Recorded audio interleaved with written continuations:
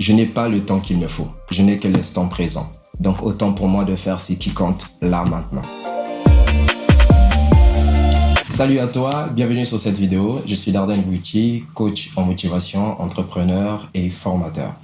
Dans cette vidéo, j'ai été invité à répondre à un quiz organisé par Bantou. Alors je t'invite à découvrir cela avec moi. Comment as-tu découvert ta passion pour l'entrepreneuriat et quel a été ton premier projet entrepreneurial? J'aime dire que c'était beaucoup plus dans une période de ma vie où les choses étaient un peu en pause et donc je cherchais le boulot, ça venait par moi et j'avais donc décidé de pouvoir créer ce boulot. Et mon tout premier projet remonte à très très loin, j'étais vendeur du pétrole en fait. En tant qu'entrepreneur, quelles sont les leçons les plus précieuses que tu as apprises au fil des années? J'ai beaucoup compris qu'en fait, l'entrepreneuriat doit beaucoup plus être quelque chose où vous décidez de pouvoir compter, c'est-à-dire d'apporter un plus, de pouvoir changer les choses. C'est pas quelque chose où vous venez pour pouvoir gagner en premier. En tant que coach en développement personnel, comment gères-tu les moments où tu manques de motivation? Je suis quelqu'un qui aime beaucoup plus prendre du temps de recul et ma chambre est un lieu où je tire mon inspiration le plus souvent. Donc j'aime les temps de pause, j'aime prendre mon temps et respirer. Je me dis souvent que je suis plus important que ce que j'ai à réaliser. Donc des fois je me donne du temps. Partage un moment de ta vie où tu as pris une décision difficile avec un résultat surprenant. C'est lorsque j'ai décidé de quitter le toit parental et aller louer. C'était une période où je n'avais pas de boulot, je n'avais rien, je n'avais pas de revenus, mais j'ai senti que c'était le moment de quitter ce toit et pouvoir voler de mes propres ailes. Quel est le meilleur conseil que quelqu'un t'ait donné et comment cela a-t-il influencé ta vie? C'était au cours d'un échange avec un grand frère et il m'a dit ceci: tout rêve est réalisable.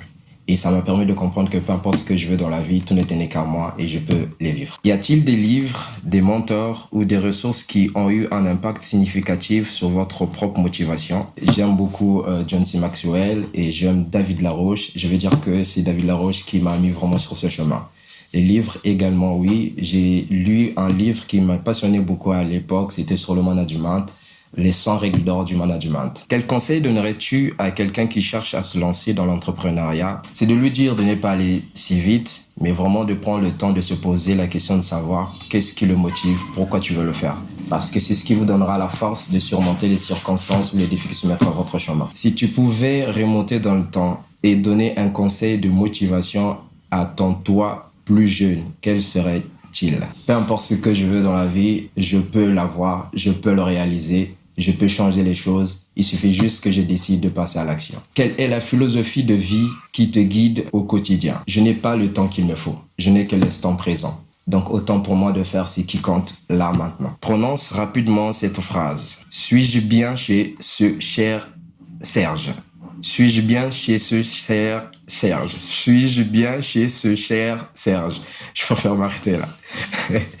Qu'est-ce qui te motive à te lever chaque jour et à poursuivre tes objectifs avec autant de détermination? Je répondrai à cette question, je donnerai des réponses. La première, c'est que je me dis toujours que personne ne fera cela à ma place. Si je ne me bats pas pour ce qui compte pour moi, il n'y a personne d'autre à le faire à ma place.